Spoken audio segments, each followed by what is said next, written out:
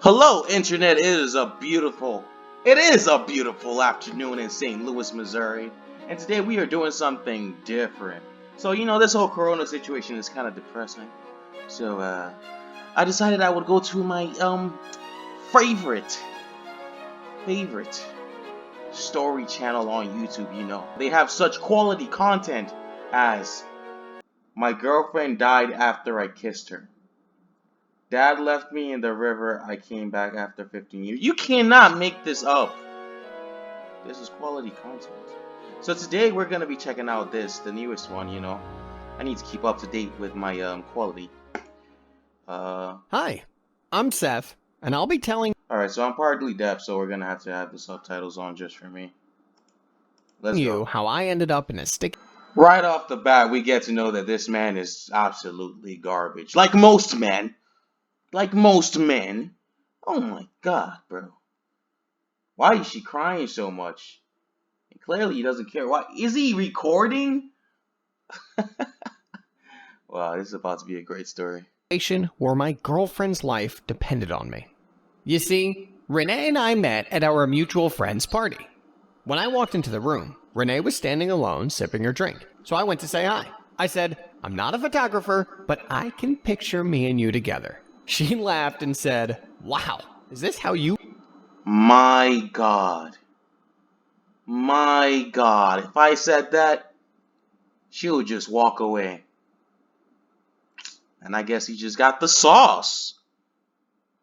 Carry on. "Pick up girls?" I smiled and said, "It made you laugh, didn't it? Have a dance?" She nodded, and we had our first dance. I whispered in her ears, "I'm going to ask you on a date, and you are going to say yes." Ew. Oh. Okay. We loved going on hikes in nature and enjoying the beautiful scenery around us. So, on our first anniversary, I planned a camping trip to the beach with a group of friends. We had everything ready: the tents, sleeping bags, food, and all.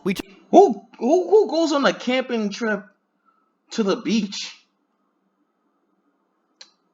Is that even camping?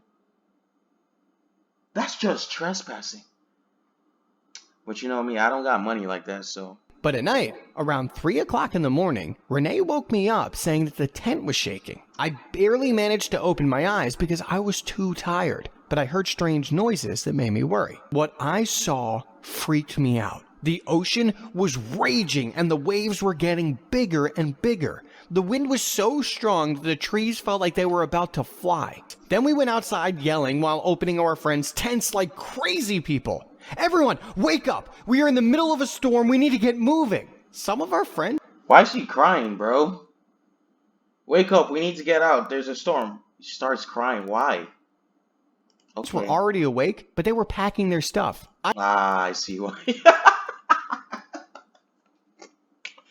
If you saw someone moving like that, he reminds me of a Crocker from Fairly Odd Parents. There's only one way Turner could get an A+. Very good, parents! In 10 minutes, we were all outside getting ready to ride the cars. But then Renee screamed on top of her lungs, "I forgot my bag! I need to get something important from it!" I looked at her nervously and said, "This is not the time. We need to leave. It's getting dangerous." But Renee didn't listen to me. She ran fast back to the tent. During those 2 minutes we spent looking for that necklace. As soon as I opened the tent, a big wave came and knocked us. Oh my god, bro. So it is a tsunami. Why does he grab her hand like that? God damn. Bro, that's not a freaking grab. That's like a bite. Like, God. I felt our hands separating. 2 minutes in the water felt like 2 hours. But then I found myself laying on the beach. The wave carried me back. I opened my eyes and I gasped to take a breath. I coughed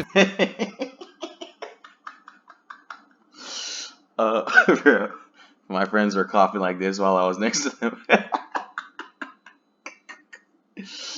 That doesn't look like a cough, bro. A few times to get the water out of my lungs. I felt exhausted and all my muscles hurt. But I had to find Renee. I saw a body lying next to a palm tree. I ran towards it. It was... Oh no! Renee, is she dead?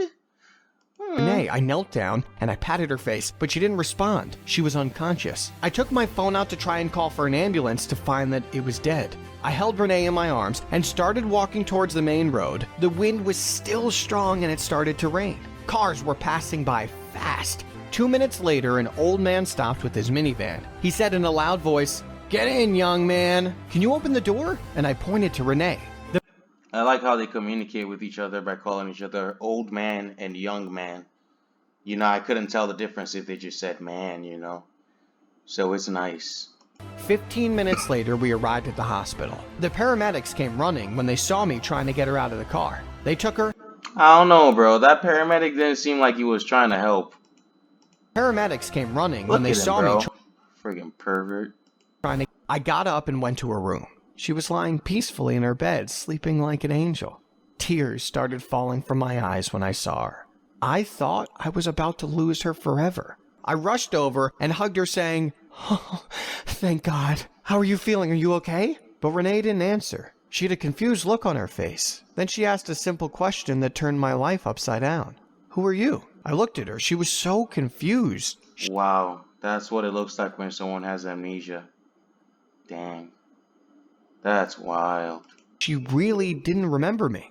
I got out of the room and called one of the doctors. She hit her head really badly, and she has amnesia. What? Take it slowly and don't push her. I'm sorry. You just need time. I sat on the chair feeling overwhelmed and desperate. I felt my world falling apart. 2 days ago, I was celebrating our anniversary with Renee, and now she can't tell who I am. I hired a nurse to take care of Renee during the day, and I took care of her when I got back from work. But Renee was not herself. It was like she lost all sense of her identity. I decided to push her. One afternoon, I took out all her childhood albums and started showing her pictures of her with her family. Then I opened my computer and showed her pictures of us, our friends, the trips we had. I even logged into her social media accounts to show her videos of us. Renee was overwhelmed with all of this. She put her hands on her head and screamed, "Stop it! Stop!" You know why he did this shit too? Thirsty ass. He was just trying to get some and he was getting tired of waiting. Going against the doctor's orders. Trash! Stop it! Tears started falling down her cheeks. She looked at me and said, "I'm sorry, I can't remember, but this is too much for me." I felt bad for putting her through all of this. No, you didn't. You're selfish. But when I came, she held my hand and said, "Maybe I can't remember anything, but I know that I love you." Then she hugged me, and that was enough for me. I loved. You liar. That ain't enough for you. You're trying to get in our pants, bro. You're fake. One afternoon, we were going through some of Renee's old stuff when we found an old box with the word hospital on it. We opened it, it had Renee's clothes, and when she took out her jeans, a golden necklace fell out of its pocket. Renee picked it up off the floor and she kept staring at it. "I know that damn necklace." Bro, why is he getting so mad? Come on, dude. Shit. She took it and headed to her room, and I stayed to organize the remaining stuff. But she didn't come back. I went to check upon her. I knocked at her door. "Come in." I opened it and found her sitting on her bed crying. She said in a shaky voice, "I remember." Our golden necklace had a small key inside, and the key opened a box in her room that had little souvenirs from every date we had been on. It also had a letter Renee had written to herself saying, "Treasure the man beside you. He's going to be your husband." We burst out crying.